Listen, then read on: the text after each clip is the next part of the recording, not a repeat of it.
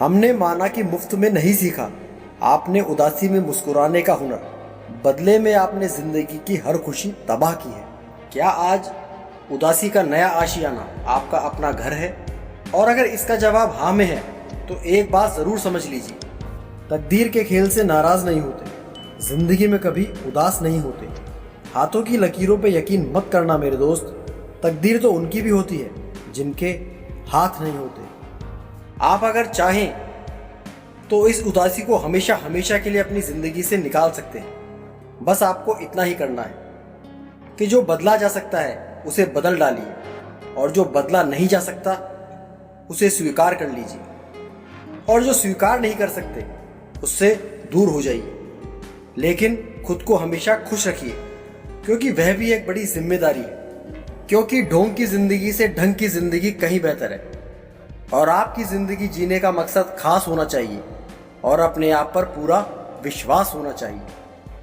इस ज़िंदगी में खुशियों की कोई कमी नहीं होती, बस जीने का अंदाज अलग होना चाहिए। और इसी अंदाज को लोग कभी मेहनत, कभी किस्मत और कभी उसका नाम दे देते हैं जिसको हमने कभी देखा नहीं, सिर्फ महसूस किया है। पर याद रखना, तपस्या अगर पार्वती की थी तो प्रतीक्षा शिव की भी रही होगी। आंखों में आंसू सीता के थे तो तड़प राम की भी रही होगी। राधा कृष्ण को ना पा सकी तो अधूरे कृष्ण भी रहे होंगे। जीवन जब ईश्वर के लिए ही सरल ना था तो हम लोगों की औकात ही क्या है। जैसे उस ऊपर वाले की ज़िंदगी में भी कुछ कमी थी, वैसे ही आपको इतना समझना है, आसमां में मत ढूंढ अपने सपनों को, सपनों के लिए ज़मीं ज़रूरी है।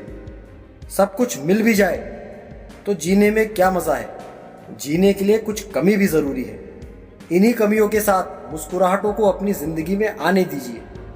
जिस दिन ये मुस्कुराहटें आपके घर में आएगी, देखना उदासी अपने आप आपके घर और आपकी ज़िंदगी से निकल जाएगी। और आखिर में अपनी ऊर्जा खुश रहने में ही खर्च कीजिए, क्योंकि खुशी से ही इम्यूनिटी बढ़ती है।